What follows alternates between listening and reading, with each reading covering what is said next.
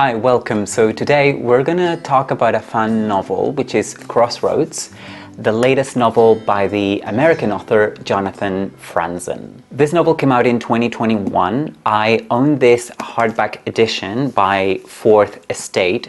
So this is the British edition. I'm just gonna show it to you. I don't know how different it is from the American edition, but this is the one I own. But it was quite nicely done.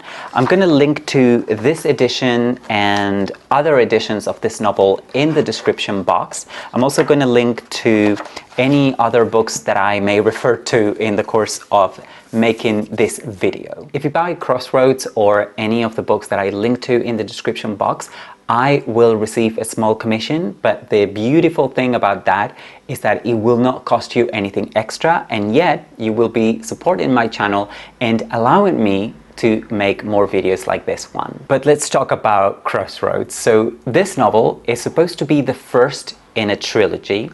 The name of the trilogy is going to be A Key to All Mythologies. Now, this is a tongue-in-cheek reference to the character of Reverend Edward Casaubon from Middlemarch by George Eliot. Now, if you've read Middlemarch, you probably know who I'm talking about, but you may not remember that Edward Casaubon, who is one of the main characters in the early sections of this novel, has a lifelong project, which is a work of theological scholarship, and the title he uses for his lifelong and finished work is A Key to All Mythologies. This title is very pompous, so I'm sure that Jonathan Franzen is using that title rather tongue-in-cheek here. I'll talk a little bit more about the trilogy. I think it's interesting for a writer, and quite unusual as well, for a writer to launch a novel and announce there and then that he is going to write 2 more books, that the whole thing is going to be a trilogy. So I'm really curious to see where this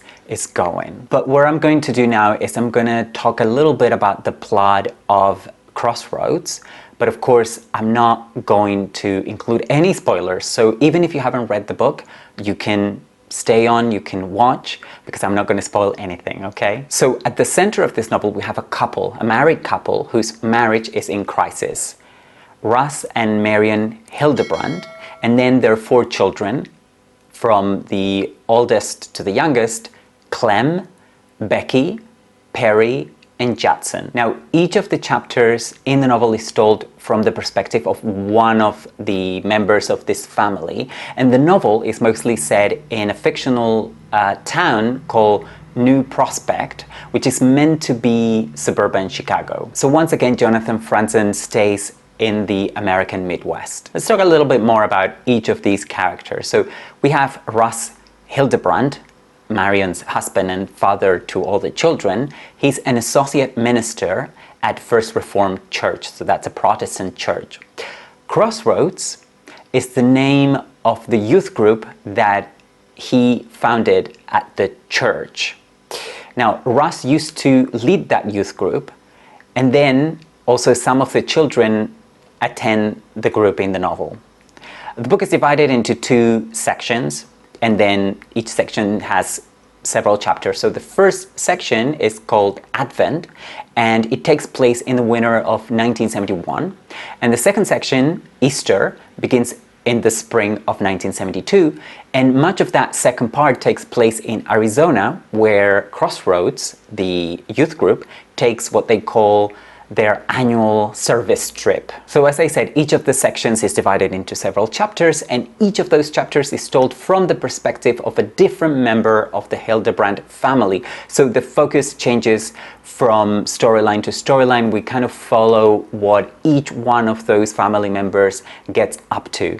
And they get up to a lot, because a lot happens in this novel. There is arson, there is adultery, there is drug dealing, sex, violence, rape, suicide attempts, nervous breakdowns. But because the novel is so long and so well paced, nothing here feels rushed or out of context. Of course, as you can imagine, religion is at the center of this novel, but a very particular brand of American religiousness that I am not that familiar with in real life. I'm only familiar with it through fiction. So the title of the novel, Crossroads, in part comes from that youth group, which is really important and really central in the story. And it's where all the different characters converge. Well, they're also part of the same family, but that's where they meet other characters who are also important. But also the novel is called Crossroads because all the main characters, except perhaps the youngest Hildebrandt, Judson, are at a crossroads when the novel begins. For example, Russ seems to be headed into committing adultery. Marion, his wife, has been keeping a secret from her family about something that happened in her youth before she met Russ, and nobody else seems to know about it. And we find out before other people in her family find out about it. Then Clem, the eldest son, has his sexual awakening in college. Perry, the teenager, keeps secrets as well. And Becky, also a teenager, has a crush on a handsome, popular guy at Crossroads. In fact, she joins Crossroads just not because of her father, but just to be close to this guy. You know, with a novel with so many main characters, I think it's inevitable that you like some characters more than others, or be more interested in some of them than in others. But I have to say that my interest fluctuated between all the different characters. I'll confess that I was more interested in some parts of the novel than others. But overall, Crossroads kept my attention throughout. If I have to choose one character, not one character that I particularly like, but a character that I thought was better drawn and was the most interesting character, I think I would choose Marion. I think Franzen's portrait of Marion is very nuanced. Her husband, however, Ross, is also a well-drawn character, but he's just too pathetic, too uncool. Many of his scenes just really made me cringe. For example, his attempts at flirting, or how he tries too hard to engage with young people in the group. He tries so hard that he becomes off-putting. He's just a hugely unpopular character within the novel. Nobody seems to like him. And as readers, I don't think we're supposed to either. I think we're supposed to see him as the other characters see him. I think Russ and Marion have potential for future novels in the trilogy, but I'm more interested in the kids. I think they have a great potential to develop and go into interesting ways and follow different paths. Reading this novel, I wanted more from Clem. I felt a little bit shortchanged. I like what I heard, I just wanted more of it. I hated Perry as a character, and I think we're supposed to hate Perry as a character, how his actions influence the whole family in a really negative way. And my favorite of the children, I think, is Becky, the teenage daughter. Judson, the youngest child, is a non-entity, which is not so much of a problem because he's a child, and what you do with a child, a young child. So I'm curious to see what Franzen does with Judson in later novels. A couple of months ago, I read The Corrections by Jonathan Franzen, which is his breakthrough novel from 2000. It's his most famous novel, probably, and I loved it.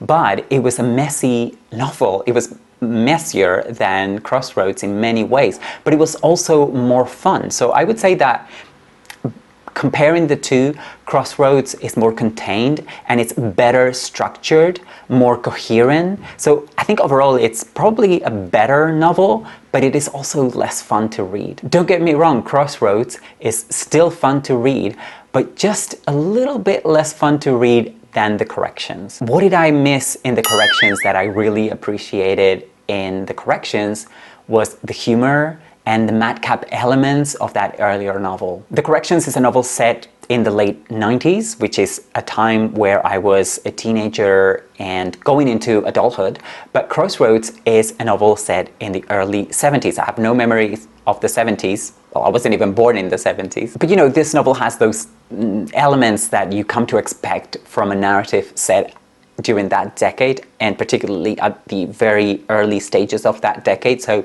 there is mentions to Vietnam, the Vietnam War, sexual liberation, drug use and abuse, and plenty of American folk music. You know, I think it's a shame because Crossroads could have been crazier and more fun.